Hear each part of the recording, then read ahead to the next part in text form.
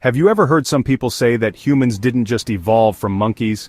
They say that some powerful beings from another world, who they call the Anunnaki, are the ones we should thank for our intelligence. My friends, today, we're going to dive deep into this topic. They say the name Anunnaki comes from the ancient Sumerian people who lived in ancient Mesopotamia, which is part of Iraq today.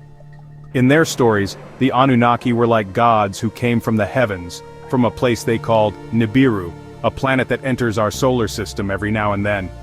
According to what they wrote on their clay tablets, these Anunnaki landed on Earth thousands of years ago. They didn't just land for fun, they had a mission. The story is that they came to mine gold. Why gold? Because their own planet was breaking down, and they needed it to fix their atmosphere. But to mine that much gold from the ground, they needed workers. So they looked at us, early humans who weren't very smart back then. They say they took their own DNA, mixed it with ape-man DNA, and boom, they created the first real human beings. That's the birth of Homo sapiens, according to the story. You might say it's a lie, but check this out. In old Sumerian carvings, they drew beings with wings, helmets, and a kind of machine that looks like a spacecraft. People still argue how ancient people knew all this, unless they saw it with their own eyes. It didn't end there. The Anunnaki taught human beings many things. How to plant, how to build cities, how to write, how to count stars.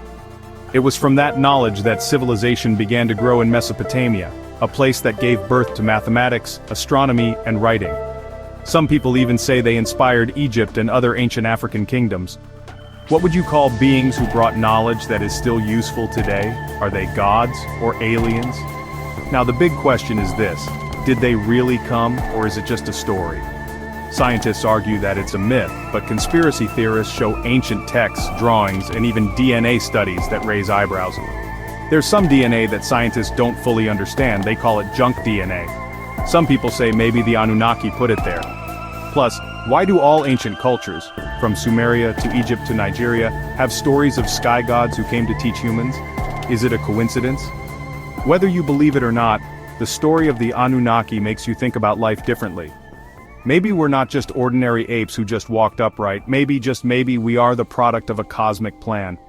But the question remains, if the Anunnaki came before, can they still come back?